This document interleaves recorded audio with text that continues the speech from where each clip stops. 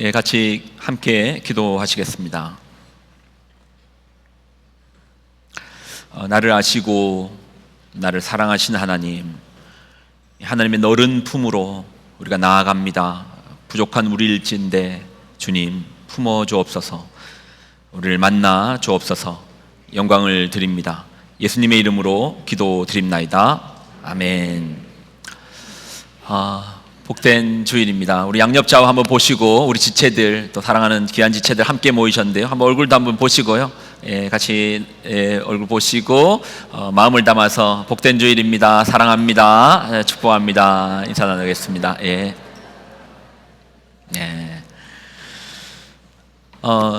우리가 흔히 안다, 알고 있다 한번 띄워주실래요? 나는 당신을 안다. 저는 여러분을 알고 있습니다. 저는 여러분이 알고 있습니다. 나는 알고 있다. 이 말 속에는 사실 함정이 숨겨져 있죠. 나는 당신을 안다, 난 너를 안다. 안다라는 말 속에 함정이 있어요. 이 얘기 한번 들어보십시오. 나치 정권 시절입니다. 한 사업가가 나치가 점령한 도시로 들어옵니다. 이유는 이 값싼 유대인 노동력을 이용해서 전쟁 특수의 상황으로 돈을 벌려고 했죠. 그리고 그는 여성 편력도 상당했던 인물입니다. 그에 대한 평이 어떻겠습니까? 사람들이 그에게 야, 저 사람 돈에 환장한 사람이다. 야, 그리고 여자를 너무 자주 바뀌어. 여자가 너무 자주 바뀌어. 그가 하는 사업 자체가 전쟁 특수의 상황을 노리다 보니 그는 나치 간부들에게 잘 보여 사업적 특혜를 얻었고, 이 고위층과 친해지기 위해서 밤마다 술과 유흥과 접대로서 그 밤을 지새웠습니다. 이게 어때요? 여러분 생각에는 제가 지금 잠깐 소개해드린 이 사람의 평을 여러분이 내리신다면 뭐 어떤 식으로 평을 내리실 것 같습니까? 너 들었어? 야, 그 친구 돈에 환장을 했더만. 노동비용 아낀다고 유대인 포로를 노동자로 썼는데? 그리고 그 사람 여자 얘기는 아우 말도 마라. 야, 그리고 그 사람 나치 당원이래. 어떻습니까? 여러분, 제가 지금 잠깐 나눈 이야기를 들으면 이 사람에 대해서 여러분이 평을 한다면 어떤 식으로 평할 것 같습니까? 자, 영상을 한번 보겠습니다.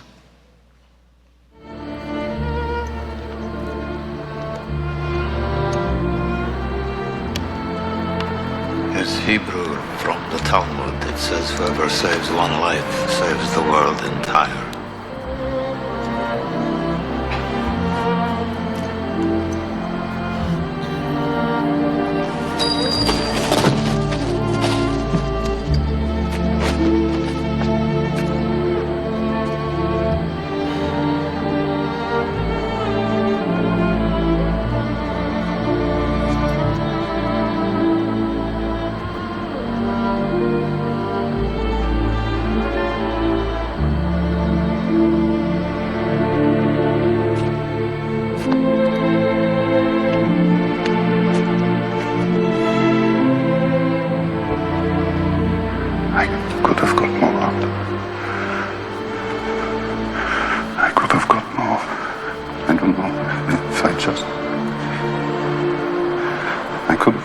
Alaska, there are 1,100 people who are alive because of you. Look at them. If I made more money,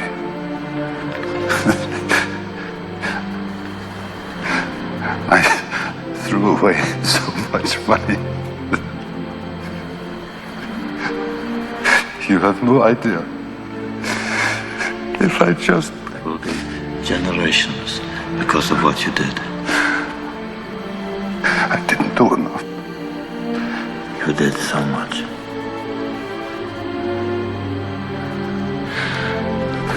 This car. Good, what about this car? Why did I keep the car? 10 people right there. 10 people. 10 more people. This pin. 2 people. This is gold. 2 more people. You would have given me 2 for it. At least 1. 여기까지만 You would have given 보겠습니다. me 1. 오스카 신들러, 아마 영화들 많이 보셨을 거예요. 워낙 유명했던 영화라서. 신들러 리스트라는 영화 보신 분도 많죠. 그 신들러 리스트의 신들러입니다. 다시 한번 여러분께 물어볼게요. 이 사람 좋은 사람입니까? 나쁜 사람입니까? 유대인의 탈무드에 따르면 그는 세상을 구한 인물이랍니다. 1100명의 사람들을 구했죠. 우리가 누군가를 판단할 때요, 자주 이런 실수를 저질러요. 이유는 간단합니다. 우리는 딱 내가 아는 만큼만 가지고 그 사람을 판단하거든요. 한 사람의, 그러니까 우리가 판단하는 근거가 내가 봤다, 내가 들었다, 내가 신들러 돈에 환장한 거 봤다, 내가 신들러 여자 관계 복잡한 거 들었다. 그 본 게 거짓인가요? 아니죠. 내 눈으로 봤고 내 귀로 들었습니다. 하지만 내가 본 것은 그 사람의 전부일 수는 없어요. 인생이라는 긴 시간과 넓이 중에 겨우 아주 작은 한 조각을 나는 본 거죠. 그런데 그래서 이제 누군가를 판단하는 건 정말 어려운 겁니다. 우리는 한 인생을 통찰할 정도의 깊이와 넓이가 없죠. 우리가 보는 것은 한 인생 중에 나와 잠깐 스쳐간 그 찰나와 순간을 보았을 뿐인데, 우리는 내가 본 그것이 마치 전부인 것처럼 그 사람을 평하고 판단해 버립니다. 사실 우리가 이제 누군가에 대해서 아는 게 많겠습니까? 모르는 게 많겠습니까? 사실 모르는 게 훨씬 더 많아요. 그래서 판단은 우리의 몫이 아니랍니다. 그러면 누가 판단합니까? 자, 성경이 뭐라고 하는지 한번 보실래요? 자, 고린도전서입니다. 자, 같이 한번 읽습니다. 시작. 세상 법정에서 심판을 받든지 나에게는 조금도 문제가 되지 않습니다. 그뿐만 아니라 나도 나 자신을 심판하지 않습니다. 자, 4절. 나는 양심에 거리끼는 것이 없습니다. 그러나 이런 일로 내가 의롭게 된 것은 아닙니다. 나를 심판하시는 분은 누구시라고요? 주님이십니다. 판단은 우리의 몫이 아니에요. 사실 우리가 그 정도의 누군가의 인생을 판단할 정도의 통찰은 별로 없어요. 그런데 우리는 참 누군가를 쉽게 판단해요. 아주 쉽게 판단합니다. 그 사람 잘 모르면서도요, 그냥 쉽게 판단해요. 왜 그렇게 누군가를 쉽게 판단하는가? 문제는 제가 이미 그 문제 속에 답을 넣어 드렸거든요. 남을 쉽게 판단한다 했잖아요. 사실 누군가를 판단하는 것은 상당히 쉬운 문제입니다. 1초면 됩니다. 딱 봤는데 저 사람 좀 게으른 것 같아, 저 사람 나랑 안 맞을 것 같아, 저 사람 별로일 것 같아. 쉽게 판단해요. 내 속에서 단 1초면 판단은 끝낼 수 있습니다. 판단은 그래서 쉬워요. 우리가 에너지 소비가 얼마 안 들어요. 누군가를 보고 판단하는 거 쉬워서 쉽게 판단합니다. 자, 그런데 이해는 어렵습니다. 이해는 어려워요. 판단은 쉬운데 이해는 어렵습니다. 누군가를 이해한다는 것, 이게 쉬운 문제가 아닙니다. 시간이 걸리고요, 노력이 걸립니다. 저 집사님 왜 그러지? 날 분명히 봤는데 인사 안 하더라? 자, 쉽게 판단하면 어떻게 판단하면 되죠? 저 사람 원래 까칠한 사람이야, 원래 성격이 별론 거야. 이게 판단은 쉽다니까요. 내가 그렇게 판단을 내려버리면 저 사람이 인사하지 않는 것에 의해서 내가 더 이상 상처받지 않습니다.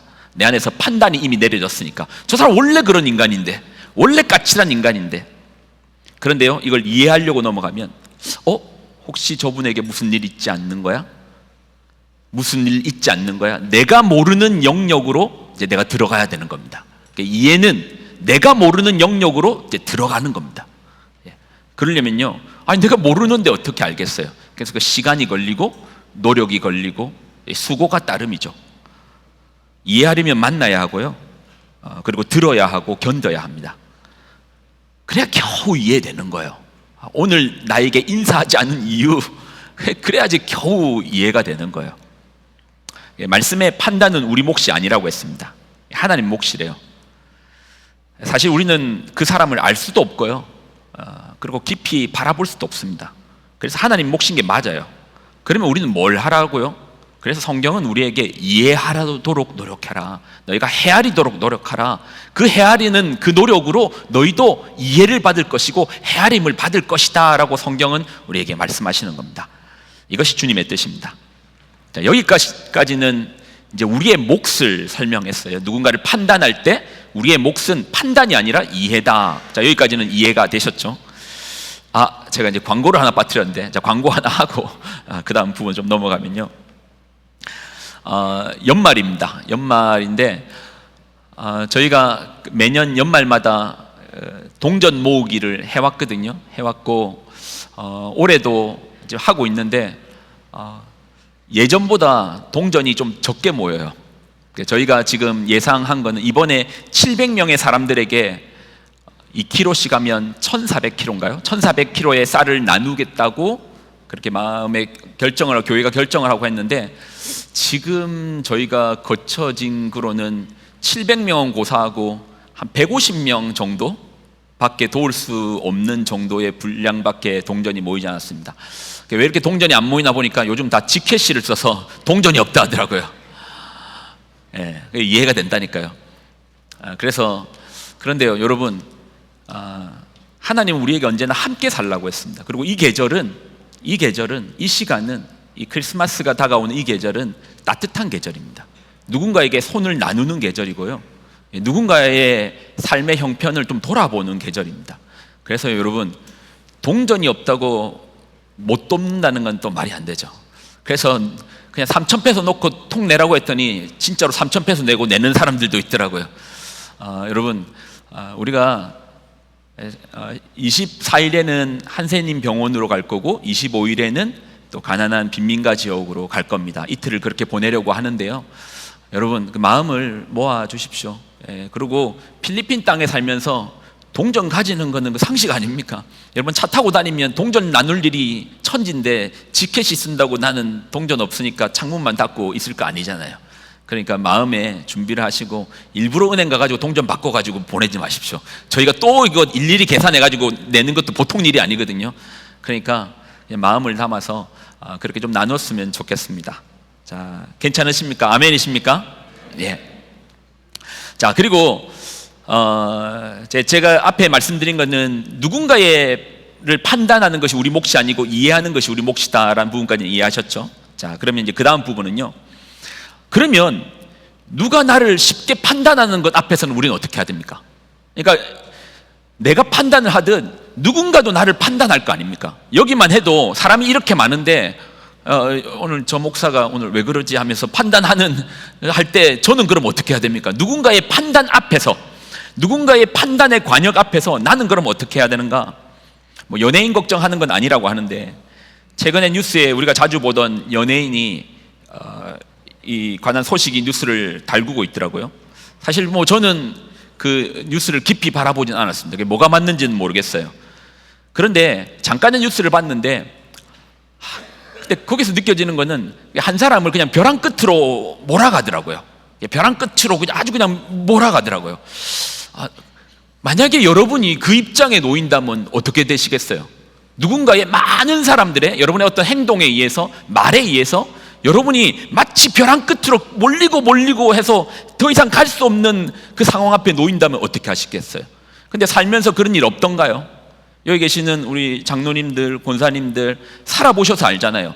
살면서 누군가의 시선에 의해서 내가 몰려서 더는 갈 수 없는 벼랑 끝에 몰릴 때가 있잖아요. 예, 연예인들에게만 있는 게 아니고 우리의 삶에도 누군가의 오해로 인해서 얼룩질 때가 있고요. 제가 교회를 섬겨보니까요, 교회 안에서 뭐 여러 관계들이 있을 건데 그 관계 때문에 교회에서 가장 흔한 말 중에 하나가 상처받았다 말들이 참 많아요. 누군가의 시선이, 누군가의 판단이, 누군가의 말이, 또 마을 안에서의 그 행동들이, 그래서 상처받았다. 예. 그러니 사실 이 부분도 우리가 깊이 한번 생각해 봐야 되고, 저는 이 누군가에게 판단을 받는 상황 가운데 우리는 어떻게 해야 되는가에 대한 부분을, 이 질문을 오래 고민하였고 여러분과 한 번은 꼭 나누고 싶었는데, 그때 저는 이 본문을 만났습니다. 이 본문에서 길을 찾았고 또 답을 얻은 것 같습니다. 자, 제가 발견한 답인데요. 이 말씀 안에서 여러분도 같이 한번 답을 발견해 보기를 바랍니다. 그 질문은 뭐였죠? 누군가로부터 판단받을 때 우리는 어떻게 행할 것인가? 자, 시편 139편 1절로 4절의 말씀인데요. 한번 이거 속에서 길을 한번 찾아보겠습니다. 자, 1절로 4절 우리가 같이 읽습니다. 시작. 여호와께서 나를 살펴보셨으므로 나를 아시나이다. 아신대요. 자, 2절로 읽습니다. 주께서 내가 앉고 일어서심을 아시고 멀리서도 나의 생각을 밝히 아시오며, 자, 3절입니다.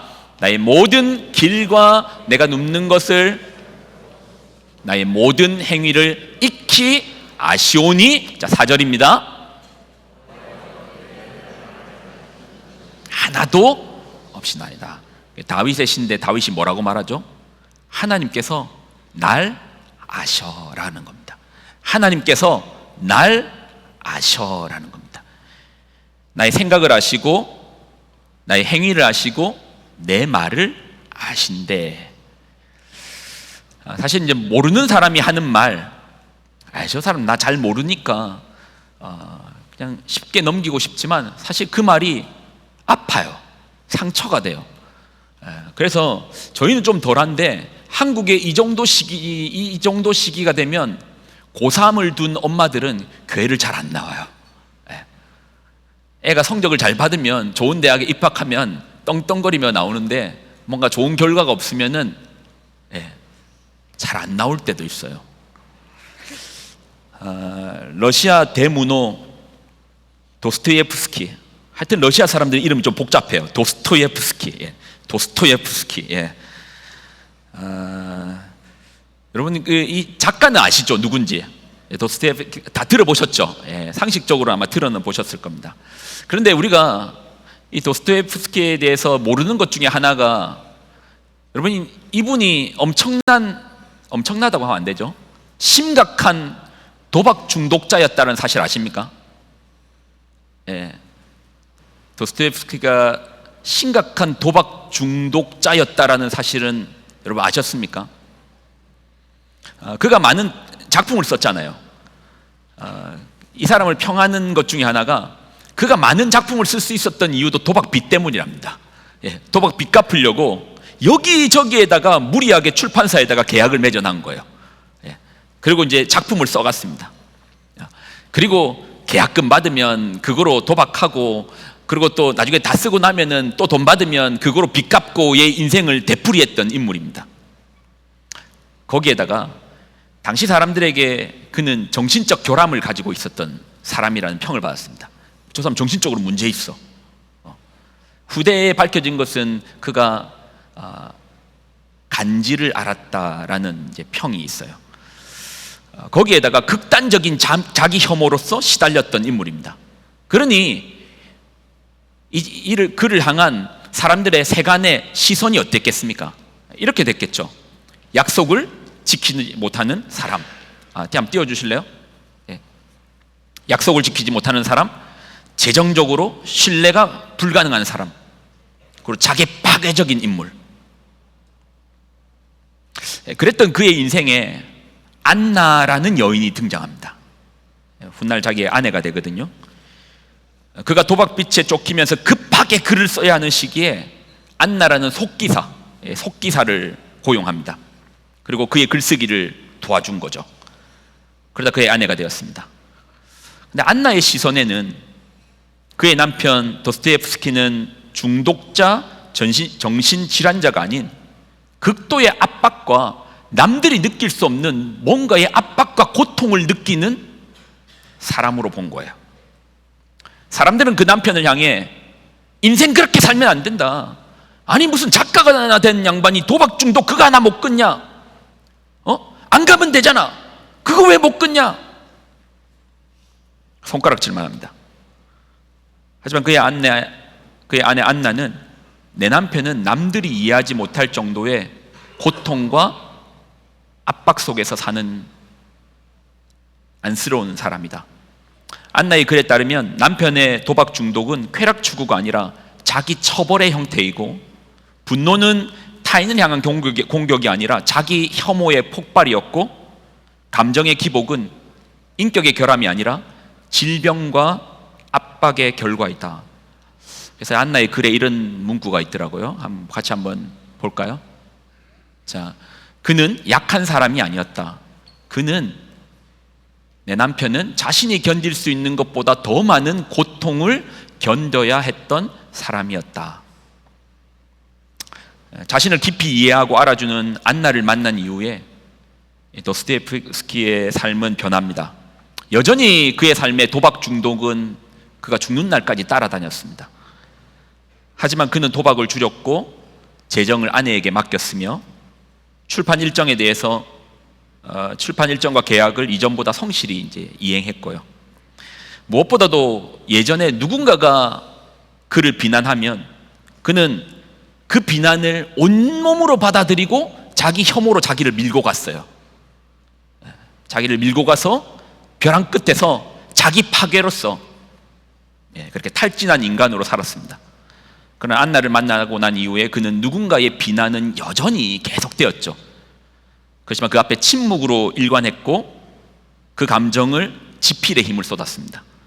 그 결과 백치, 악령, 미성년, 까르마조프의 형제들, 그의 안나를 만난 이후의 후대의 글들을 보면 인간을 단지 악과 선으로 구분하지 않고 고통과 질병과 중독 속에서, 그렇지만 그 속에서도 인간의 그 마지막 존엄에 대해서 그는 글을 쓰기 시작한 겁니다. 내가 비록 도박 중독자이지만 그렇지만 난 여전히 인간으로서 사람을 단지 선악으로 구분하지 않고 우리가 설명할 수 없는 고통의 문제 앞에서 인간사를 논하는 글들을, 그래서 그의 글들을 보면 존엄이라는 단어가 있어요. 도스토옙스키를 변화시킨 것은 비난의 감소가 아닙니다. 그런데 끝까지 그의 비난은 계속되었습니다. 그러나 그 비난보다 먼저 그를 아는 한 사람의 시선이 그를 변화시킨 것이죠. 오늘 본문 다시 한번 읽어보실래요? 저는 이 본문의 내용이 참 좋더라고요. 계속 읽었는데도 너무 좋더라고요. 자, 시편 139편 1절로 4절 다시 한번 우리 천천히 한번 읽어볼까요? 자, 시작. 여호와여, 주께서 나를 살펴보셨으므로 나를 아시나이다. 자, 2절 읽을까요? 주께서 내가 앉고 일어섬을 아시고 멀리서도 나의 생각을 밝히 아시오며. 3절. 나의 모든 내가 눕는 것을 살펴보셨으므로 나의 모든 행위를 익히 아시오니. 4절. 여호와여, 내 혀의 말을 알지 못하는 것이 하나도 없으시나이다. 하나님이 나를 아신대요. 남의 말이, 다른 사람들의 말이 여전히 여러분의 삶을 무겁게 누릅니까? 아닌 것 같은데, 생각보다 제가 교회에서 사람들을 만나면 그 누군가의 시선 앞에서 쫓기고 동굴 속으로 숨어들고 남의 말의 무게에 깔려서 힘들어하는 사람들을 자주 뵙니다. 그래서 저는 이 주제를 마음에 오래 품고 있었습니다. 누군가를 판단 안 하는 문제는 우리가 여러 번 나누었는데, 판단받는 것 앞에서 우리가 어떻게 반응해야 될지에 대해서 끊임없이 그 쉬운 판단 앞에서 어떻게 반응해야 될지에 대해서 여러 번 고민했습니다. 왜요? 교회 안에 그 문제가 가벼운 문제가 아니더라니까요. 이게 우리의 이야기다라니까요. 우리가 남의 말이 무거운 이유는 그 말의 무게값이 강해서가 아니라 그 말보다 더 강하게 나를 아는 목소리를 만나지 못해서 그래요. 그 말의 무게보다도 더 강하게 나를 알아주고 나의 전 존재를 이해하며 나에게 말씀해 주시는 그 음성을 듣지 못해서 그렇습니다. 내가 주의 영을 떠나 어디로 가며 주의 앞에서 어디로 피하리이까? 내가 하늘에 올라갈지라도 거기 계시며 스올에 내 자리를 펼지라도 거기 계시니이다. 내가 새벽 날개를 치며 바다 끝에 가서 거주할지라도 거기서도 주의 손이 나를 인도하시며 주의 오른손이 나를 붙드나이다. 하나님 나를 아십니다. 그분이 여러분을 아세요. 우리가 나를 아시는 하나님의 앞에 귀를 기울일 때, 나를 아시는 하나님의 음성으로 내 삶을 채울 때 사람들이 쉽게 내던지는 그 말에 휘둘리지 않을 겁니다.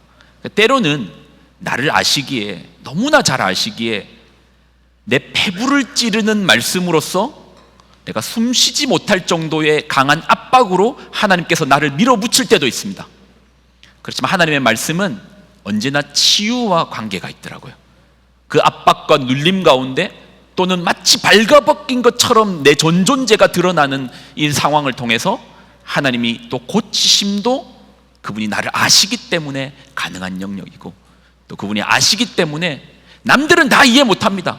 2025년이라는 이 시간을 왜 저 사람은 저렇게밖에 살지 못했지? 라고 누군가가 쉽게 판단하겠지만, 아시는 하나님께서 올 한해 참 수고 많았다, 너 참 잘 견뎌냈구나. 하나님의 음성 한 번이라면 그 안에서 충만함이 있을 것이고, 모든 사람들의 시선과 말들이 가벼이 훌훌 털어버릴 수 있을 것입니다. 우리 이 찬양으로 좀 마무리 한번 짓고 싶은데요. 내 이름을 아시는 하나님. 저는 이 고백이 참 좋더라고요.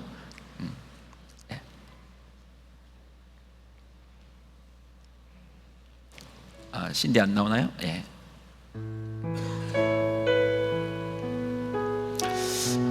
곡을 몰라도 괜찮습니다. 그렇지만 읊조리면서 한번 가사를 묵상하면서 이 찬양을 같이 부르면 참 좋겠네요.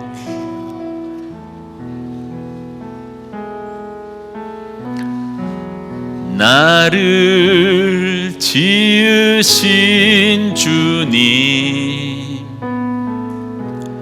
내 안에 계셔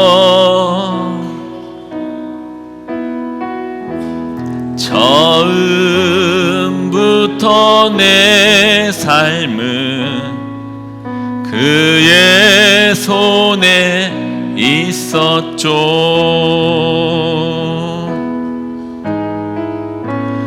내 이름 아시죠. 내 모든 생각도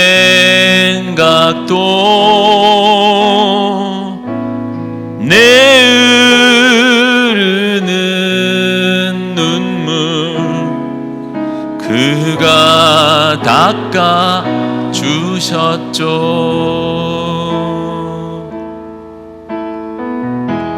그는 내 아버지,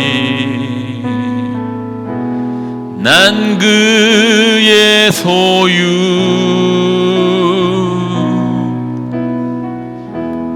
내가 어딜 가든지 날 떠나지 않죠.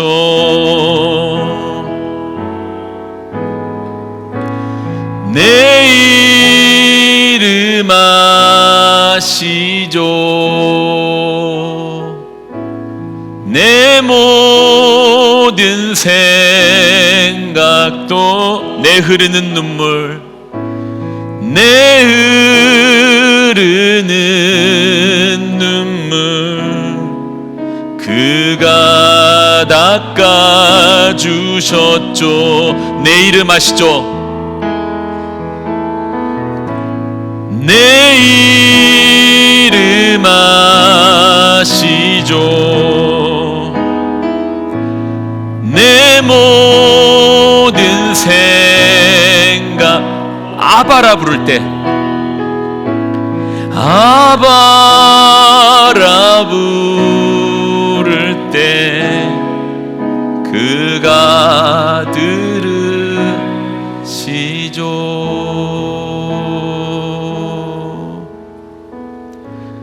내 이름 아시죠. 내 모든 생각도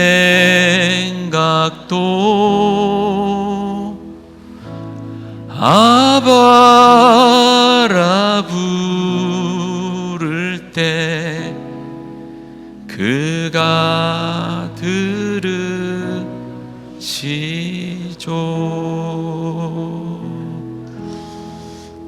우리는 모두 하나님 앞에 시간을 받았습니다.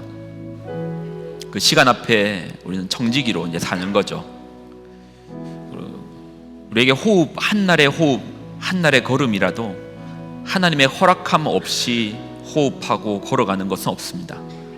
그래서 내가 오늘 한 날을 숨 쉬었다, 내가 오늘 한 날을 걸어 다녔다라는 것은 하나님께서 오늘까지 나에게 허락하여 주셨다라는 것입니다. 여러분의 2025년은 어땠습니까? 아직 좀 시간이 남았죠.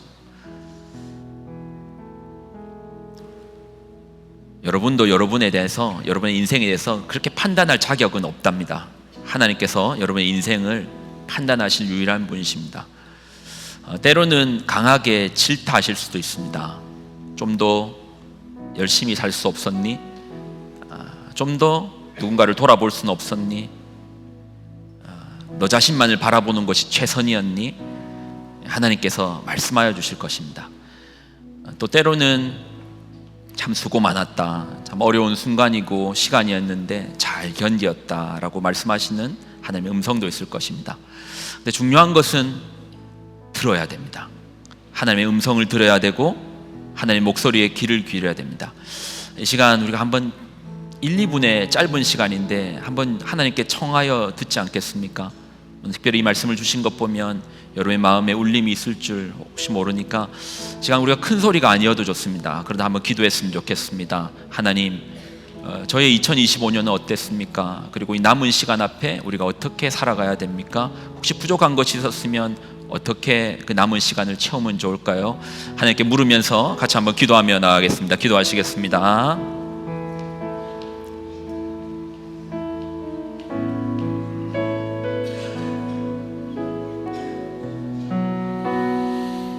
아버지,